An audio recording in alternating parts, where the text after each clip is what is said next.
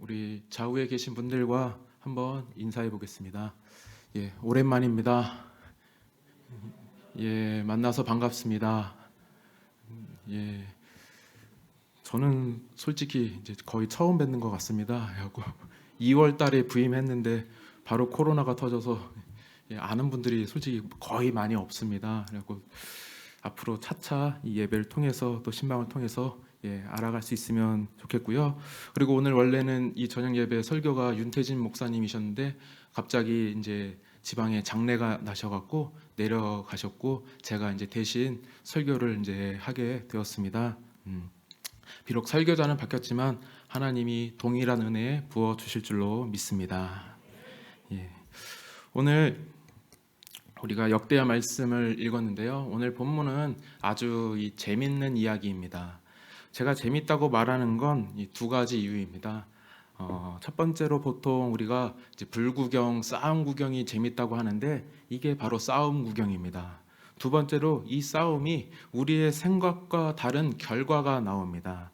지금 이스라엘은 우리나라처럼 남과 북으로 갈라진 상태에서 북이스라엘의 초대왕 여로보암과 남유다의 두 번째 왕 아비야가 전쟁을 벌입니다.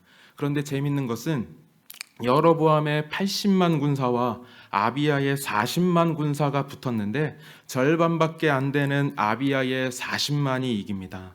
일반적으로 2대 1로 싸우면 수가 많은 쪽이 이겨야 합니다. 그런데 이렇게 혼자서 둘을 이긴다면 우리가 이제 궁금해지는 겁니다. 아니 어떻게 혼자서 둘을 이겼을까? 얘가 학교 짱인가? 아니면 격투기 선수인가? 아니면 영화 아저씨에 나오는 원빈처럼 이 특수 훈련을 받은 사람인가? 뭐 이런 생각을 하게 되는 겁니다. 동일하게 저도 아비야가 어떻게 적은 수를 가지고 이겼는지 몇 가지 추측을 해봅니다. 첫 번째 추측은 이겁니다. 아비야 군사들이 혼자서 둘을 이길 만큼 싸움을 잘하는 건 아닌가 이런 생각을 합니다. 오늘 본문 3절을 보면 아비야 쪽은 용감한 군사, 여로보암 쪽은 큰 용사라고 나옵니다. 우리나라 속담에 키 크고 속 없다는 말이 있듯이 큰 용사들이 용감한 군사들보다 싸움을 못하는 거 아닌가 이렇게 생각할 수 있습니다. 하지만 우리의 생각과 달리 용감한 군사, 큰 용사 다 똑같은 말입니다. 영어 성경을 봐도 똑같이 valiant warriors라고 나옵니다. 둘 다 용맹한 군사라는 뜻입니다. 즉 군사 개개인의 능력은 똑같습니다. 결국 숫자상 2배가 많은 여로보암이 이겨야 합니다. 그러면 이제 우리가 다른 추측을 해봅니다. 숫자가 적은 아비야 군대가 그렇다면 전략적으로 유리했던 것은 아닐까 이렇게 생각할 수 있습니다.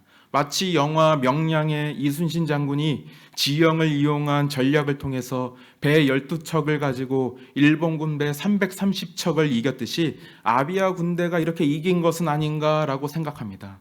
하지만 오늘 본문 13절을 보니까 이러한 추측도 틀립니다. 오늘 본문 13절을 보면 여로보암이 복병을 사용해서 아비야 군대를 포위합니다. 지금 절반밖에 안 되는 아비야 군대가 포위당합니다. 이것은 거의 졌다고 봐야 합니다. 힘이 약하면 스피드로 치고 빠져야 하는데 치고 빠지기는커녕 아비야는 여로보암에게 포위당해서 아무것도 할 수 없습니다. 결국 이러한 상황을 볼 때 전략적으로도 여로보암이 이겨야 합니다. 그렇다면 이제 마지막 추측을 해봅니다. 아비야가 여로보암보다 리더십이 더 뛰어난 것은 아닌가 생각해 봅니다. 마치 월드컵에서 1승도 못 올린 한국 축구 대표팀이 히딩크라는 훌륭한 감독, 훌륭한 리더를 만나서 월드컵 4강까지 올라갔던 것처럼 아비야가 이렇게 훌륭한 리더가 아닐까 생각해 봅니다. 하지만 이것도 본문 말씀을 살펴볼 때 결론적으로 틀렸습니다. 1절 말씀을 보면 여로보암이 왕이 된 지 18년이 되어서야 아비야가 왕이 됩니다. 이게 무슨 뜻일까요? 여로보암이 아비야보다 리더로서 더 많은 경험과 능력을 쌓았다는 말입니다. 그것도 1, 2년도 아니고 18년 그 긴 세월입니다. 더욱이 여로보암은 왕이 되기 전부터 에브라임 사람들의 지도자였습니다. 여로보암은 솔로몬 시대에 반역을 했다가 실패하고 애굽으로 도망을 갑니다. 그러다가 결국 반역에 성공해서 북이스라엘의 왕이 됩니다. 이렇게 여로보암은 산전수전을 다 겪습니다. 여로보암이 아무리 타고난 능력에 떨어진다 할지라도 지금까지 쌓은 이 경험과 능력을 결코 무시할 수 없습니다. 아비야의 40만 군사도 분명히 많은 숫자인데, 그런데 그들을 매복으로 포위한 것만 봐도 여로보암은 상당한 전략가입니다. 이런 여로보암과 비교해서 이제 갓 왕이 된 아비야는 단지 애송이입니다. 누가 봐도 이건 여로보암이 이겨야 합니다. 지금까지 이렇게 추측을 해봤지만 아비야가 여로보암을 이길 만한 구석이 도무지 보이지 않습니다. 힘의 크기, 전략, 리더십, 어떤 것도 아비야가 여로보암을 앞서지 못합니다. 그런데 어떻게 아비야가 이렇게 승리하고 이길 수 있었을까? 그 이유가 과연 무엇일까? 그것이 바로 오늘 설교의 핵심인 겁니다. 저는 그 이유가 바로 예배를 대하는 두 사람의 태도에 있다고 봅니다. 오늘 본문 9절부터 11절 말씀 제가 다시 한번 빨리 한번 읽어보겠습니다. 9절부터 11절 말씀인데요.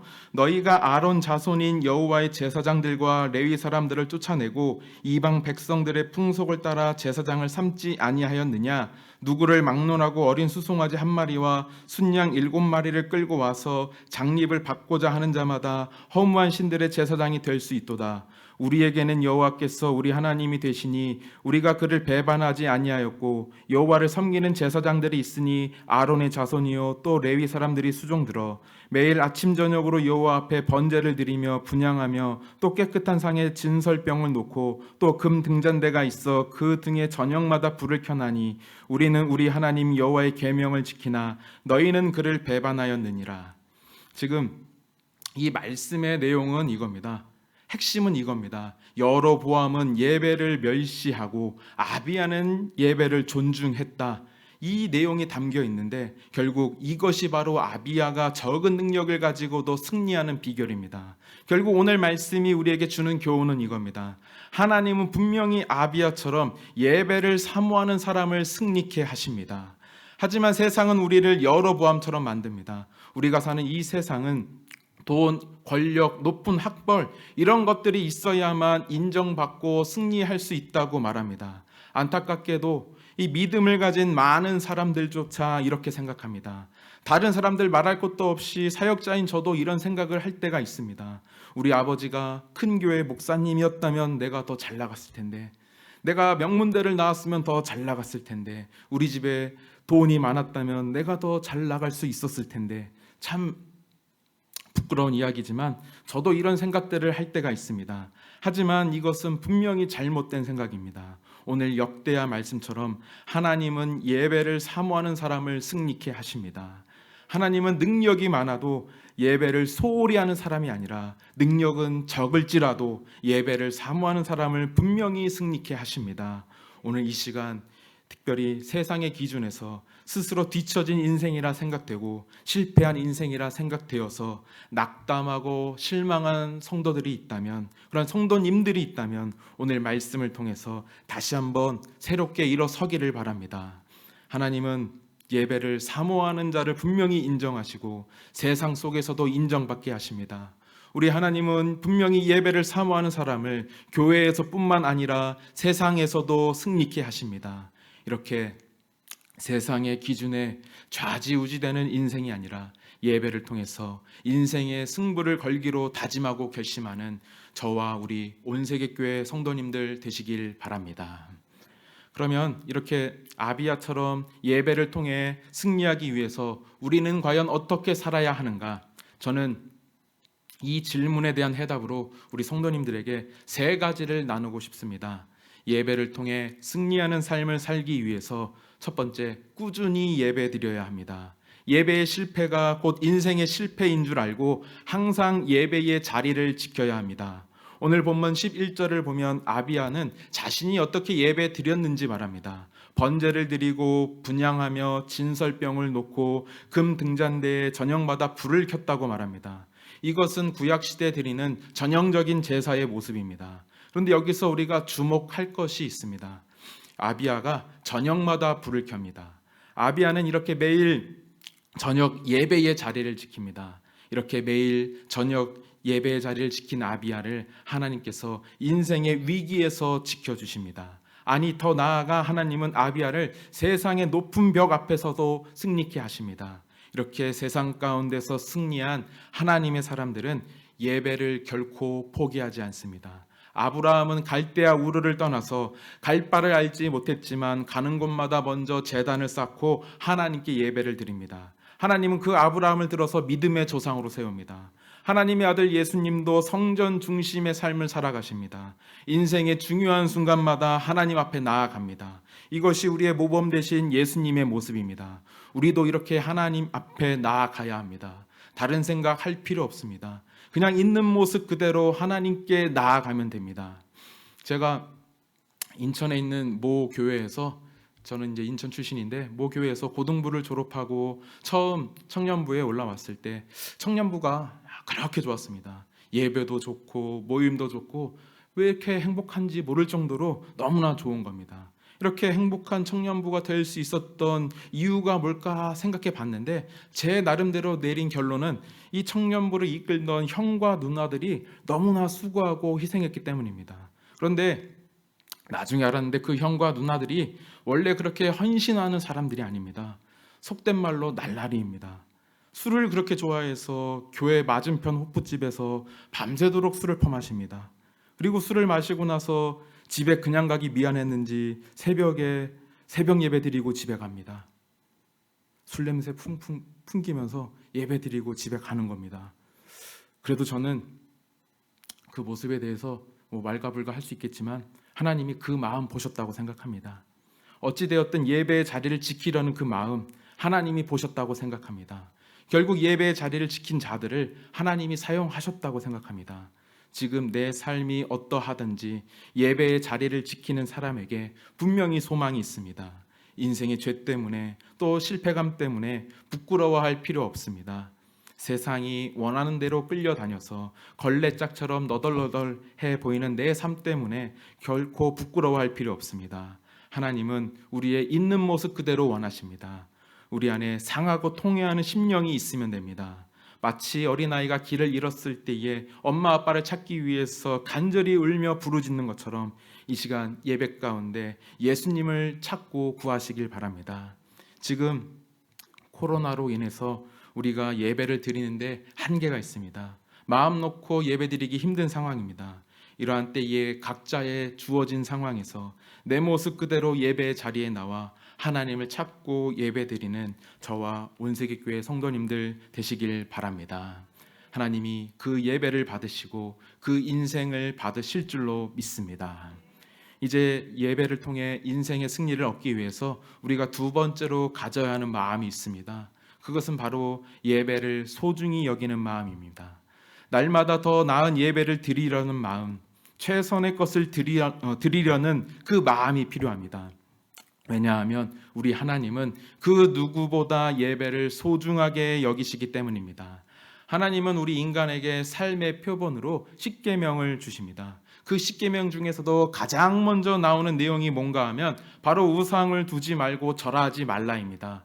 이것은 곧 다른 우상들에게 예배하지 말라는 겁니다. 즉 하나님께만 예배하라는 겁니다. 그만큼 하나님은 우리의 예배받는 것을 중요하게 여기십니다. 그래서 창세기를 보면 온 천지를 만든 창조기사는 창세기 1장에서 총 31절에 걸쳐 나옵니다.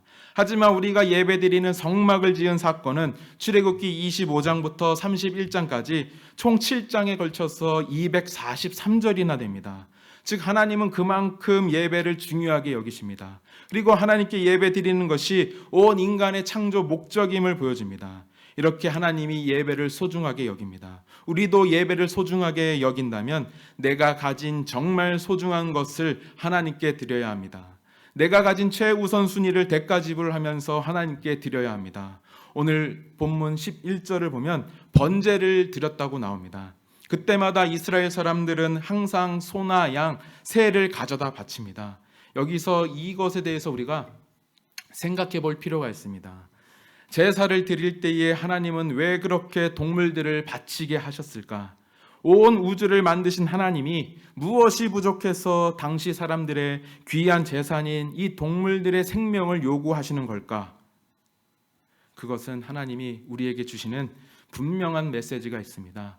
하나님께 드리는 예배는 대가 지불이 반드시 필요합니다. 내가 가진 정말 소중한 것을 예배하기 위해서 내려놓아야 합니다. 요즘 많은 사람들이 여로보암처럼 되려고 합니다. 성공이라는 이름 아래에서 재산과 지위, 능력을 가지려고 합니다. 결국 세상 사람들과 똑같이 경쟁을 하려면 시간이 부족합니다. 결국 예배 시간은 점점 뒤로 밀려납니다. 우선순위에서 밀려납니다. 오늘날 믿음을 가진 많은 분들도 예배의 우선순위를 뒤로 밀어내고 있습니다. 물론 이렇게 해서 자신이 원하는 것을 얻을 수 있습니다. 명문대, 좋은 직장, 높은 자리 얻을 수 있습니다. 하지만 중요한 것은 이겁니다. 과연 그 사람을 하나님이 사용하시느냐입니다. 눈물겹게 노력해서 성공해서 금그릇 은그릇이 되어도 하나님이 사용하지 않으면 아무 소용없습니다. 하나님은 깨끗한 그릇을 사용하십니다. 하나님을 예배하기 위해 창조된 우리가 예배를 소홀히 한다면 하나님은 결코 기뻐하지 않습니다. 말라기 말씀에서 하나님은 예배에 병든 것, 저는 것 가져오지 말라고 말씀합니다. 이러한 것들은 좋은 것 다 빼고 남은 거 가져온 겁니다. 그래서 우리도 예배드리는 우리의 마음을 살펴봐야 합니다. 그동안 내가 특별한 모임이 없으니까, 약속이 없으니까, 바쁘지 않으니까 예배 드리러 가자. 혹시 내가 이러한 마음을 가진 것은 아닌지 스스로 살펴봐야 합니다. 혹시 우리가 이러한 마음이었다면 이제 단단히 고쳐 먹어야 합니다. 정말 금쪽 같은 시간을 들여 예배해야 합니다. 눈물겹게 아까운 시간을 들여 예배해야 합니다. 예전에 여의도 순복음교회 이 행정고시 합격하신 분의 이야기를 들은 적이 있습니다. 그분이 간증하셨는데 평소에 열심히 공부하면서 주일에 예배드리고 봉사도 했다, 이렇게 간단히 이야기하셨습니다. 또 제가 서울에서 어느 교회에서 사역할 때에도 사법고시 합격하신 분이 있었는데 그분도 항상 주중에 열심히 공부하다가 이 주일에는 절대 빼지 않고 예배 드리던 것을 봅니다. 제가 지금 성공해서 높은 자리에 올라간 분들의 이야기를 하는 게 아니고요, 일반적으로 우리가 생각할 때에 많이 바쁜 분들의 이야기를 말씀드리는 겁니다. 그 바쁜 중에도 하나님 앞에 나오려고 했던 그 마음을 이야기하는 겁니다. 우리에게도 이러한 마음이 있기를 원합니다. 어렵고 힘든 상황에서도 하나님 앞에 나오고자 발버둥치는 모습을 하나님이 귀하게 보실 줄로 믿습니다. 지금 이 코로나로 인해서 건강의 문제, 직장의 문제 때문에 교회에 나오기 힘들다면 이 온라인을 통해서 신령과 진정을 다해 예배 드리시길 바랍니다. 그리고 하나님의 은혜로 말미암아 여러 가지 상황이 허락되어서 교회에 나올 수 있다면 이곳에 나와 신령과 진정으로 예배 드리시길 바랍니다. 오늘 이 시간 내가 가진 최선의 것, 즉 최우선 순위를 하나님께 드려서 예배 가운데 하나님을 하나님 되게 하고 하나님께 영광 돌리는 저와 우리 온세계교회 성도님들 되시길 바랍니다. 이제 예배를 통해 승리하는 삶을 살기 위해서 마지막 세 번째로 기억할 것이 있습니다. 우리가 예배의 목적을 분명히 해야 합니다. 쉽게 말하면 예배를 수단화해서는 안 됩니다. 우리가 하나님께 예배드리는 가장 큰 목적은 뭐냐? 바로 하나님을 만나는 겁니다. 예배를 통해 하나님을 만나야 우리가 살 수 있습니다. 하지만 여로보암이 예배를 드리는 목적은 자기 권력입니다. 이스라엘 사람들은 원래 예루살렘에 가서 예배를 드려야 합니다. 그런데 예루살렘이 남유다 땅 안에 있기 때문에 북이스라엘 사람들이 그곳으로 예배드리러 가다 보면 여로보암은 걱정이 되는 겁니다. 사람들이 자기를 떠나고 자기 권력이 약해질까 봐 두려워하는 겁니다. 그래서 여로보암은 자기 땅, 즉 북이스라엘의 베델과 단에 금송아지를 만들어서 사람들에게 예배드리게 합니다. 그리고 그들을 자기 곁에 붙잡아 두려고 합니다. 또 여로보암은 이러한 죄를 지적하는 레위인들을 내쫓고 아무나 원하는 사람은 모두 제사장으로 세워줍니다. 여로보암에게 있어서 예배는 자기 권력 강화의 수단이고 하나님은 이를 매우 큰 죄로 보십니다. 오죽하면 하나님은 북이스라엘의 다른 왕들이 죄를 지을 때마다 앞에 수식어로 여로보암의 죄를 쫓아라는 말을 붙입니다. 또 성경의 다른 어느 곳에서도 아비야 왕은 결코 좋은 왕으로 나오지 않습니다. 유일하게 오늘 본문에서만 좋은 왕으로 나옵니다. 그만큼 여로보암이 얼마나 악하고 나쁜 왕인지 상대적으로 보여줍니다. 그렇다면 오늘 우리도 내 자신을 돌아봐야 합니다. 나는 지금 어떠한 이유로 어떠한 목적으로 이렇게 예배를 드리고 있는 건가? 지금 내가 교회에서 맡은 직책 때문에 의무감이나 책임감 때문에 지금 예배 드리는 것은 아닌지 돌아봐야 합니다.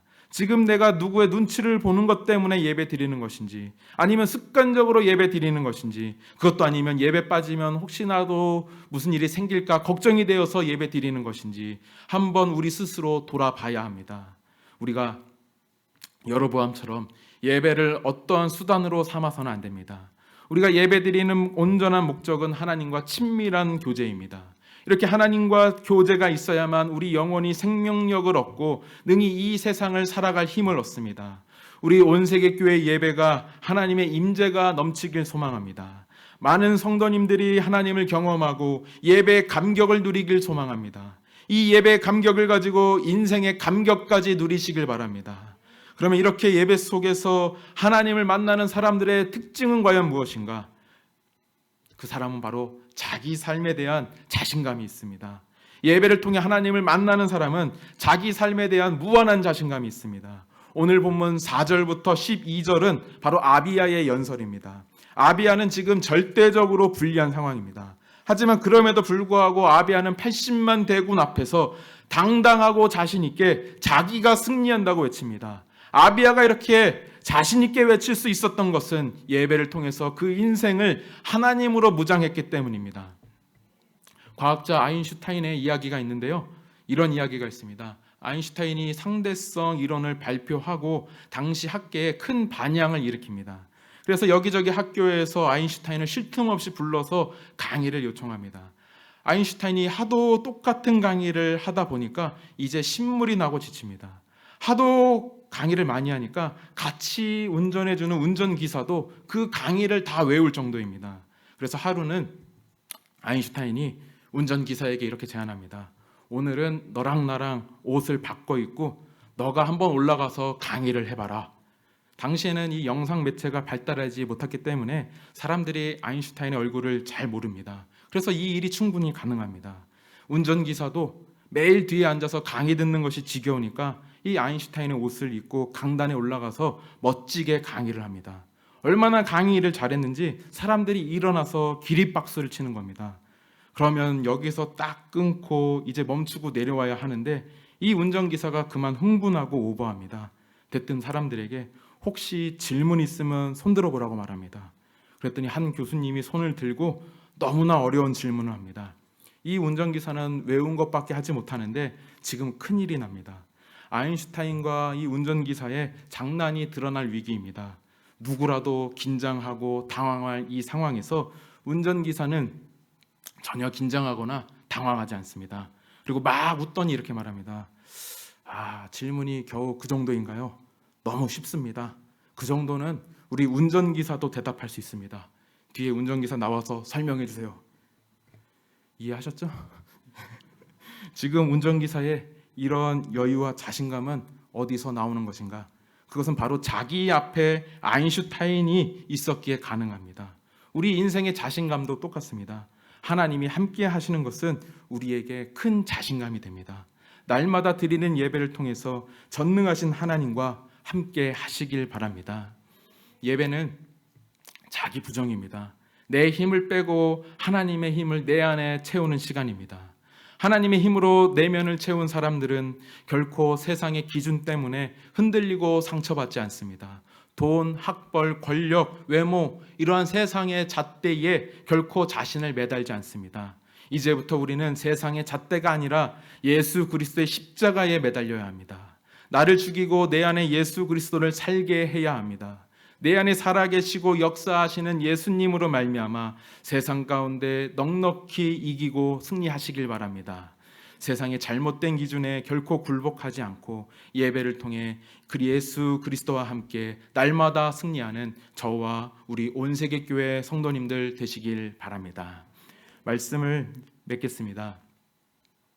성전이 무너지고 예배가 무너진 이 포로 귀한 시대에 쓰여진 이 말씀이 우리에게 주는 메시지가 있습니다. 이 역대기 말씀이 쓰여진 시대에 이스라엘 사람들은 자기 집보다 먼저 예배드릴 성전을 건축합니다. 이스라엘 사람들은 그만큼 자기의 삶보다 예배를 더 중요하게 여깁니다. 먼저 예배가 살아나야 내가 살아나고 우리 공동체가 살아납니다. 신앙의 위대한 인물들은 모두 예배를 사모합니다. 이스라엘 사람들은 그 귀한 진리를 알고 있습니다. 이렇게 예배를 사모함으로 삶이 회복되고 소망을 얻으며 세상 가운데 승리하시길 바랍니다. 세상의 잘못된 가치관과 잣대는 우리를 조급하게 만들며 서로를 비교하고 판단하게 만듭니다. 또 하나님으로부터 멀어지게 만듭니다. 이러한 세상의 잘못된 가치관과 잣대가 아무리 우리를 짓누르고 흔들지라도 그 가운데서 예배로 인생의 승부를 거시길 바랍니다. 예배를 통해 우리를 회복시키시고 역사하시는 하나님으로 말미암아 세상 가운데 날마다 승리하는 저와 온세계교회 성도님들 되시길 바랍니다. 이제 우리 같이 찬양하겠습니다.